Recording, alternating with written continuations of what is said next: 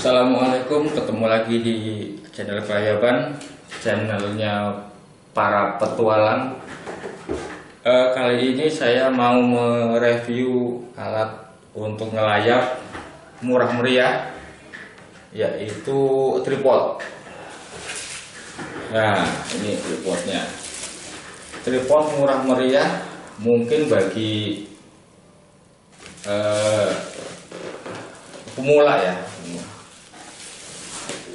Ini harganya nggak sampai 100.000. Kita buka.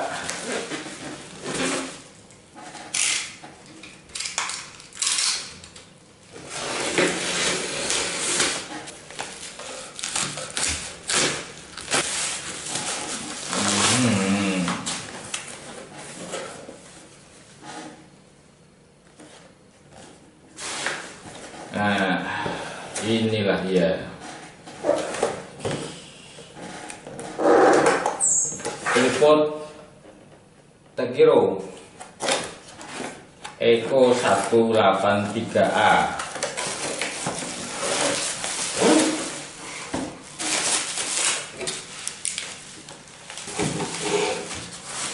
Wow, dapat sarung.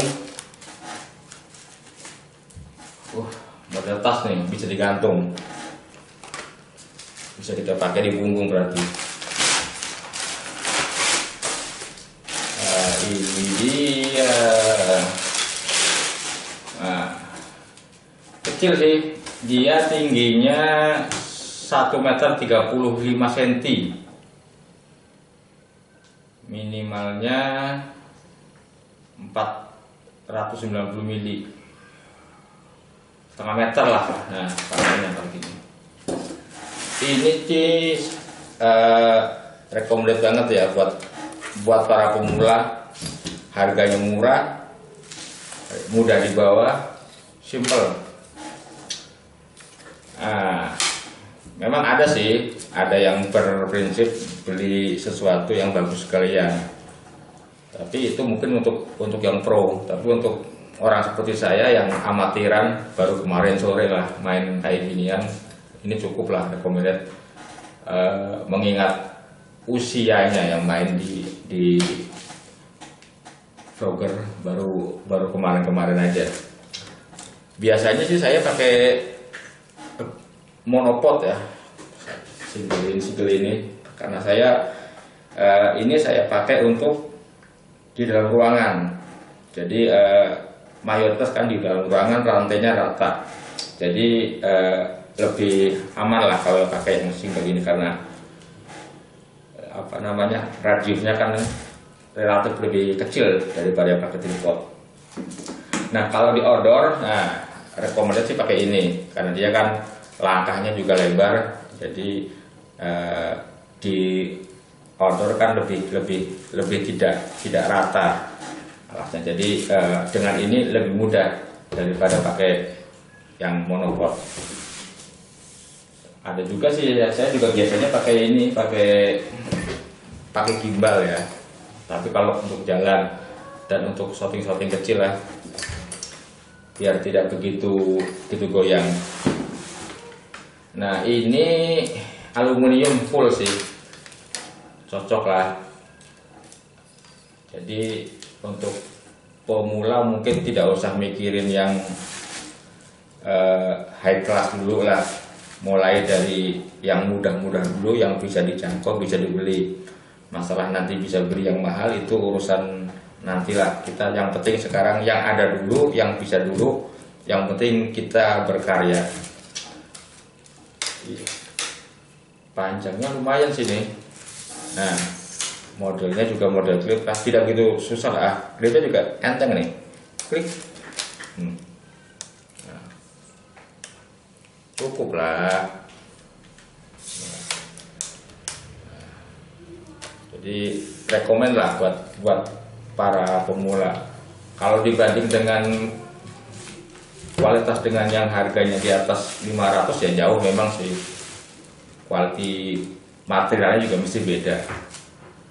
Tapi kan itu untuk pro ya artinya memang dia sudah hidup dari situ. Kalau kita baru coba-coba, ibaratnya uangnya juga belum ada, ini aja cukup lah. Nah, kalau dilipat malah lebih tinggi yang ini sih. Dengan gimbal mungkin saya biasanya pakai handphone kalau mau jalan. Kadang-kadang kita kan memang nggak niat untuk bikin video, tapi kadang-kadang juga nemu sesuatu di jalan ya pakai handphone saja. Nah, alatnya saya biasa pakai ini gimbal. Tingginya juga tidak beda jauh ya dengan yang Cekiro ini, tapi ya cukup lah. Nah, ini kan juga pakai malah lebih kecil lagi dari yang single ini, tapi cukup lah kalau pakai ini buat istilahnya extraordinary lah. Jadi ini dapat Cekiro itu dapat yang buat, nah ini juga dapat buat handphone. Jadi mungkin bisa kalau pakai sepeda motor juga bawanya nggak susah, bisa dibawa kemana-mana. Siapa tahu di jalan ketemu sesuatu yang menarik untuk di videokan, nah, bisa langsung pakai handphone. Juga sudah ada bonusnya.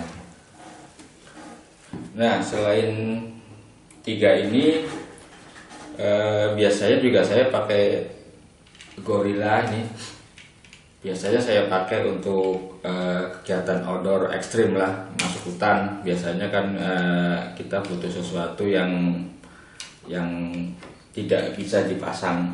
Mungkin tidak bisa bawa alat ini ya, karena mungkin berat juga, kita juga karena bawa alat yang lain.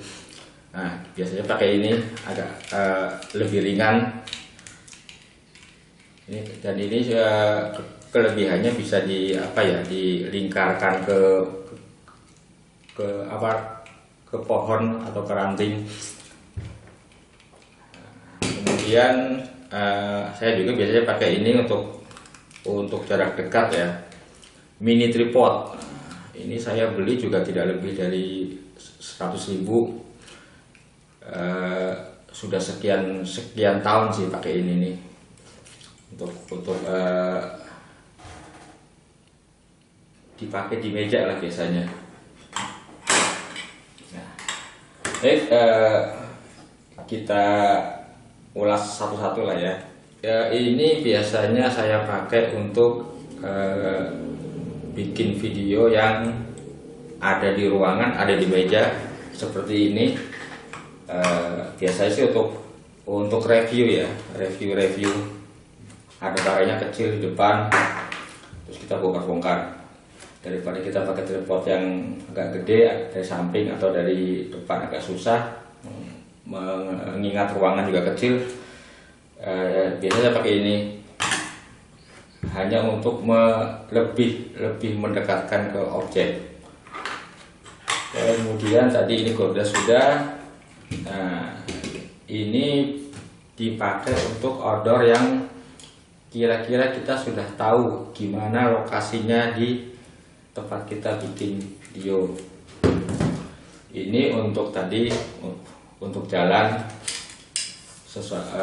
ngikutin jalan, atau kita lagi jalan di hutan kan kurang stabil lah. Kalau pakai ini akan membantu, dan ini juga kelebihannya ada kakinya, jadi bisa dipakai walaupun naruhnya agak susah, tapi ya karena ini juga adjustable, bisa turunkan ya, lebih enak lah. Nah, wow.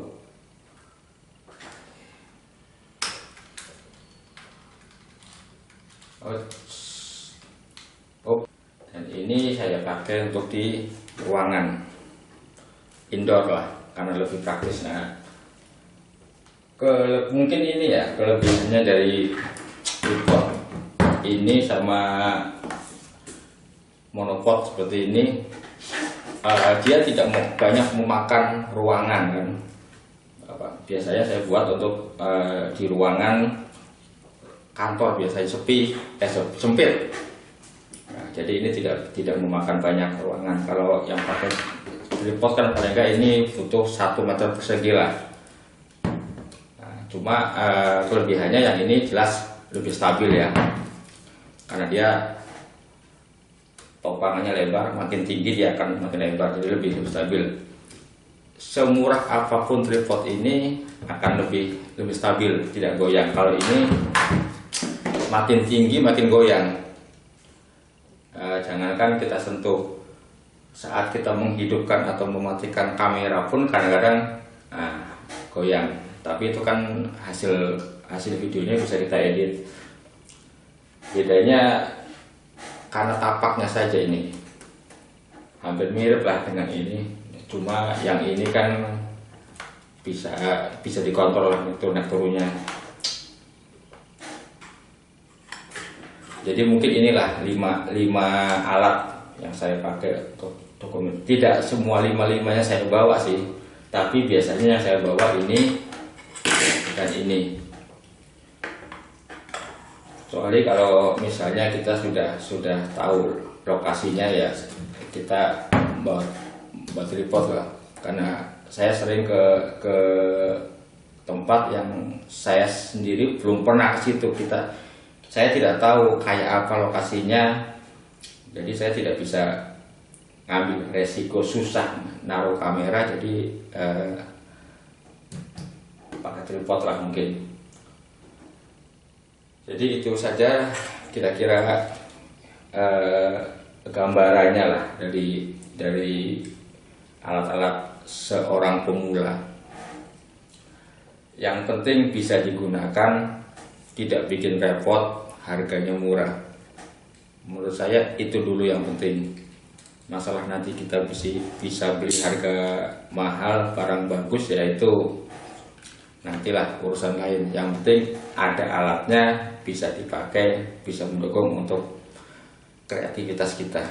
Semoga bermanfaat. Kita ketemu lagi di review yang lain. Assalamualaikum warahmatullahi wabarakatuh.